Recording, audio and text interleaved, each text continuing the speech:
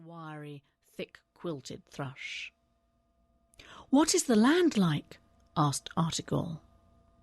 "Scrub and stones, mosses and lichens, deep pools with ice covers, frozen rivers.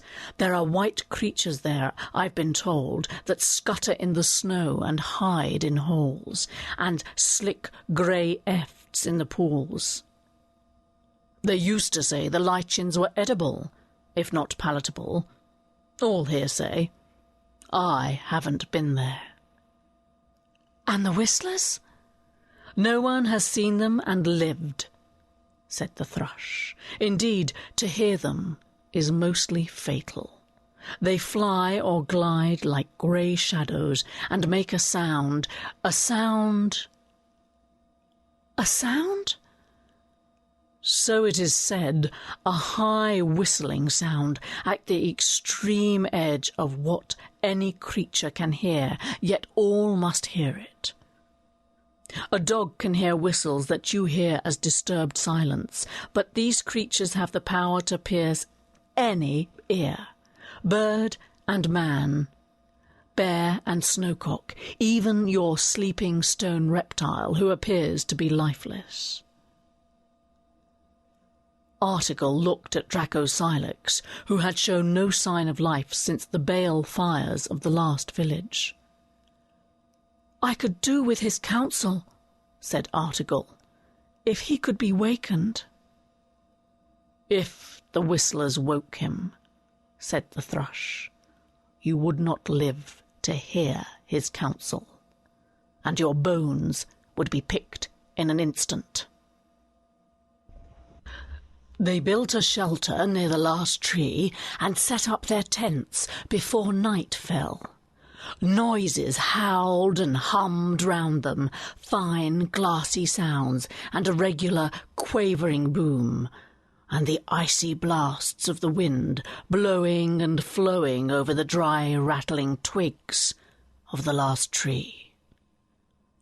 There were also shrill notes that could have been whistling, human or inhuman. Mark said that he had heard that the porpoises and the dolphins sang to each other in the blue summer waters of the south from which they had come. "There is needles and knives in this wind," said Dol Throssell, "and talons and claws." They chewed dried meat and sweet dried grapes. Too few, gone too quickly. In the morning, a fine dry snow fell, gusting and eddying in the wind. They could not see very far. They discussed who should scout and who should stay.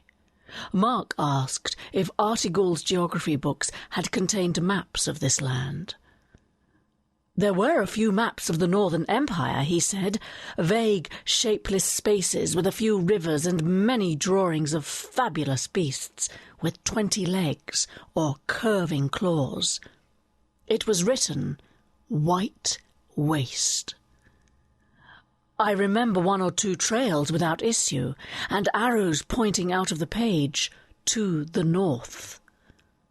The pages were very richly decorated, bordered with golden apples and crimson cherries and emerald vine leaves and iron axes and flakes of fire.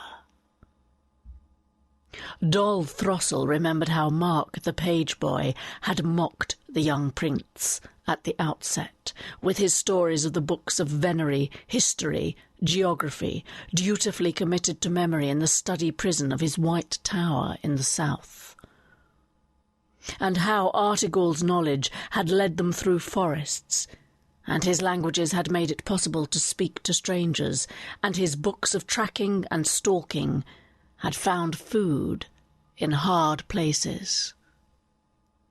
And Mark, for his part, had taught Artigall the knack of tickling trout and stealing from bees and chattering like a naive lad to soldiers in inns. And now they were no longer prince and whipping boy and nursemaid, but 3 leathery, weathered creatures, all muscle and quickened eyes, bundled in borrowed skins. A snake had taught Article the language of the beasts, but they were all, Dol thought, part of the animal kingdom now. They could melt into woodland like foxes, lie lost in grassland like hares. They could flow along hillsides like wolves. Mark said they could not travel at night using the stars because of the cold. And then they heard, for the first time, in the noises of the wind and the clack of the twigs, the whistle that rose and fell and then rose and rose out of pitch, so they knew they were still hearing it, though the sound disturbed only their brains.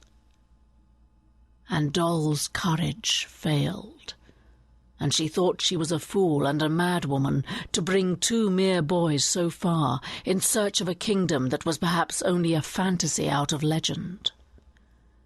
And Mark thought, numbed, that this time maybe there was no way forward, only snow-blindness and frostbite, and behind were the steady hunters, beating them out of cover like fowls. And Article thought that the voices were terrible and would destroy the brain in the skull. And then the sound died down and released them. Article had the idea of making little balls of lamb's wool to put in their ears, under their skin hoods.